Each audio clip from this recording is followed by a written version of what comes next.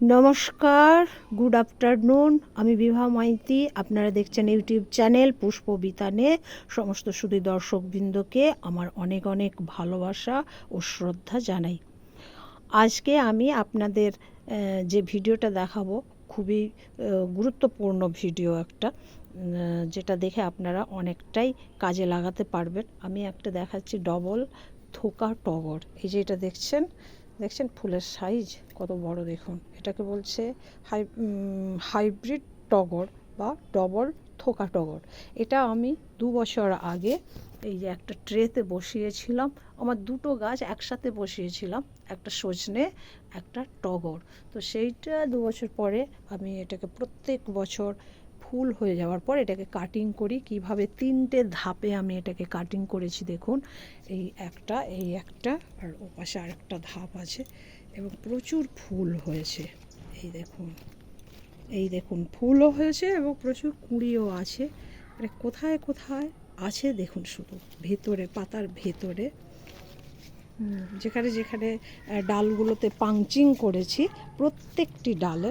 এইটা নিয়ে অনেকবারই হয়েছে, এটা প্রায় 3-4 বার হবে। এই যে দেখুন, আবার এইখানে দেখুন ভেতরে রয়েছে।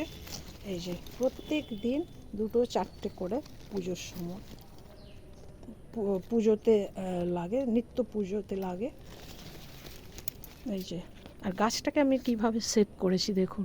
একটা গোল করে শেপ নিয়েছি, এটা বলের আকারে, ডিম্বাকৃতিও বলতে পারেন, বা বলের আকারে নিয়েছি।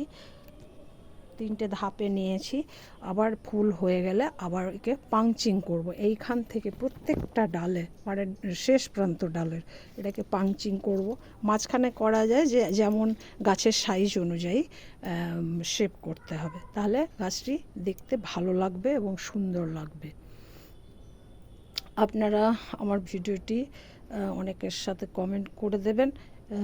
এর পরিচর্যা খুব একটা লাগে না, সামান্যই যখন বসাই তখন ওই 3 ভাগ মাটি, 1 ভাগ বালি আছে, আর সমস্ত সার মিশ্রিত ভার্মি কম্পোস্ট রয়েছে,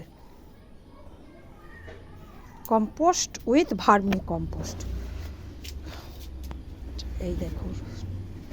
নমস্কার, ধন্যবাদ। আপনারা আমার এই ভিডিওটি অনেক অনেক শেয়ার করে দেবেন, কমেন্ট করে দেবেন, লাইক করে দেবেন, যাতে অনেকে ছাদ বাগানে এই গাছেরই মতো আরেকটি গাছ তৈরি করেন। সুস্থ থাকবেন, ভালো থাকবেন এবং গাছের সাথে থাকবেন। মনে রাখবেন, একটি গাছ একটি প্রাণ। থ্যাংক ইউ, ধন্যবাদ।